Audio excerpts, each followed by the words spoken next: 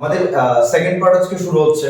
তো সেকেন্ড পার্টের last last যে ফার্স্ট পার্টের আমাদের লাস্ট পার্টে ছিল যে what are the requirements of factors of production. এর মধ্যে ল্যান্ড ছিল, লেবার ছিল, human capital along with physical capital ছিল। তো সেগুলোকে এখন আমি ইলাবোরেটলি বুঝতে মানে তোমাদেরকে বোঝাতে যাচ্ছি। এই সেগুলোকে আমরা ভালো করে এখন বুঝবো। Start with land. Okay, so now so land, you can see the slide here. Okay, so land is what? It includes the free form of nature because this is a natural component. Without land we cannot complete our work. যে কোনো ধরনের কাজ আমরা land ছাড়া করতে পারবো না, ঠিক আছে? তাই ল্যান্ড একটা এসেনশিয়াল জিনিস। অ্যালং উইথ এক্সাম্পল কি এয়ার, ওয়াটার, সেগুলো কি সব ন্যাচারাল জিনিস, যেগুলোকে আমরা প্রাইমারি সেক্টর বলে থাকি। সেকেন্ড হচ্ছে কি what are the important things of production, that is labour. কারণ যদি আমি কাজ না করি তাহলে প্রোডাকশন কিভাবে হবে? So labour should be required. Labour is people who will do the work. যে কাজটা করছে তাকে আমরা কি বলছি? লেবার বলছি। এবং লেবারের মধ্যে স্কিলও থাকে আবার আনস্কিলও থাকে, বিকজ অনেক অর্গানাইজেশন রয়েছে যাদের স্কিলফুল রিকোয়ারমেন্টের সাথে সাথে আনস্কিলফুলও দরকার বিকজ অফ স্যালারিজ। কারণ আনস্কিলফুলকে ওরা কম পেমেন্টে নিতে পারে, কিন্তু স্কিলফুলকে কিন্তু পুরোপুরি পারফেক্ট প্যাকেজ ছাড়া নিতে সম্ভব না। দ্যাটস ওয়াই সেখানে আনস্কিল লেবারও দরকার। তাই ম্যাক্সিমাম আনস্কিল লেবারই রয়েছে আমাদের পালমপুরে, মনে রাখবে। Third, that is physical capital which conducts fixed and working capital. তো আমরা এখানে ক্যাপিটালকে দুটো ভাগে ভাগ করতে পারি।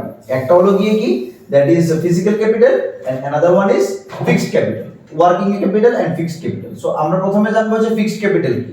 Fixed capital can be used for several years like machinery components. আমরা যত সমস্ত মেশিনারি কম্পোনেন্টস কিনি সেটা একদিন বা দুদিনের জন্য না, it's for a long long time. So long time যে ক্যাপিটাল গুলো আমরা ইনভেস্ট করি লং টাইমের জন্য, যেমন এক্সাম্পল হলো গিয়ে কি যারা ধরো মেশিনারি, যারা ফ্যাক্টরিতে কাজ করে যে সমস্ত মেশিনগুলো ইউজ করছে সেটা একদিন বা দুদিনের জন্য না। বা আমরা বাড়ি ঘরে যে সমস্ত ফ্যান, টিভি এবং কি সাপ্লাইজ গুলো যেগুলো ইউজ করছি আমরা, সেগুলো কিন্তু আমরা সেভারাল ইয়ার্স এর জন্য করছি। তো সবগুলোকে আমরা কি বলছি? আবারও বলি ফিক্সড ক্যাপিটাল। ফিক্সড মানে স্থায়ী একটা অর্থ। তারপর কি working capital which is used in production such as money in hand and raw materials. র মেটেরিয়াল ছাড়া কোনো ধরনের প্রোডাকশন সম্ভব হয় না। দ্যাটস ওয়াই যত সমস্ত র মেটেরিয়াল আমরা ইউজ করছি প্রোডাকশনের জন্য সেগুলোকে আমরা কি বলছি? ওয়ার্কিং ক্যাপিটাল বলছি। তোমাদের যা যা ধরনের প্রবলেম থাকবে তোমরা কমেন্টসে আমাকে বলে দিতে পারো, that I can go with this. Only students, okay? Next slide.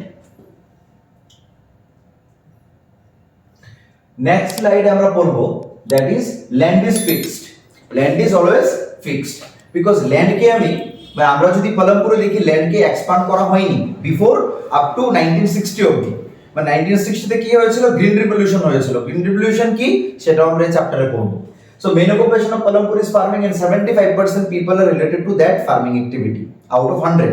Short question আসতে পারে, note it down. Their land is also based on fixed for cultivation, এবং তারা পার্টিকুলারলি ল্যান্ডগুলোকে যে ইউজ করতো সেগুলো কাল্টিভেশনের জন্য ইউজ করতো। There has been no expansion in land in 1960s. তাও 1960 অবধি তাদের ল্যান্ড এক্সপানশন হয়নি, বাড়েনি।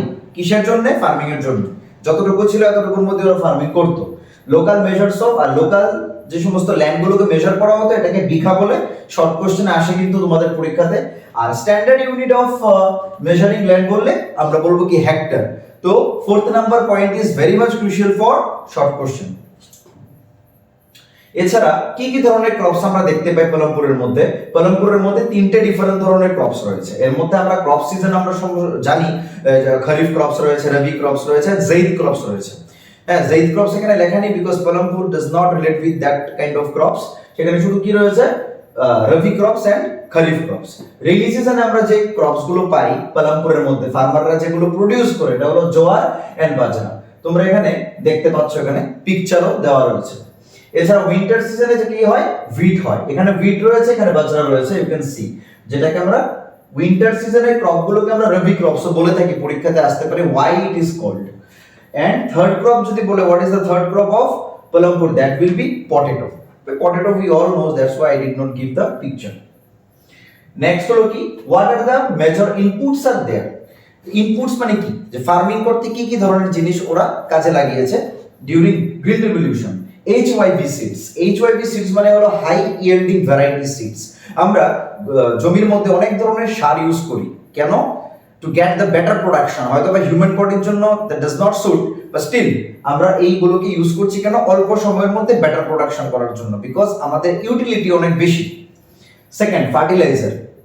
থার্ড নাম্বার কি? মডার্ন মেশিনস আমরা ইউজ করছি। আমরা এখন অনেক ধরনের মডার্নাইজ টেকনোলজি দেখতে পাই, যেগুলো এখন ফার্মিংয়েও লাগানো হয় এবং পালমপুরও সেগুলোকে ইউজ করা হয়েছে।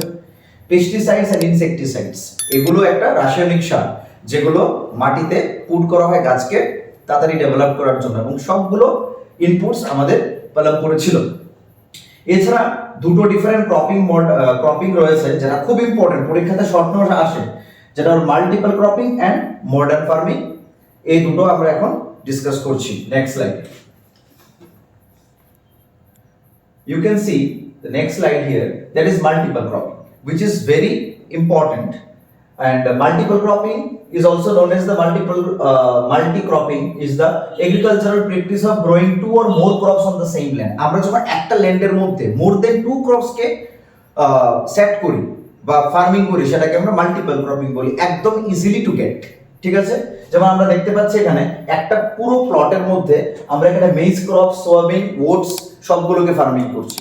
দ্যাট ইজ একদম ইজি। আমরা যদি বুঝতে পারি যে একটা ল্যান্ডের মধ্যে যখন দুই থেকে বেশি ফার্মিং করা হয়, সেটাকে আমরা মাল্টিপল ক্রপিং বলি। That's it, and this is very important for the question answer. And modern farming is what? That is the last slide of part 2.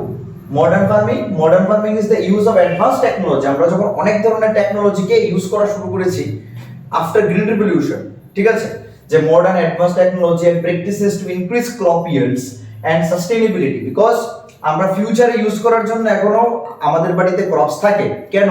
Because of this modern farming method.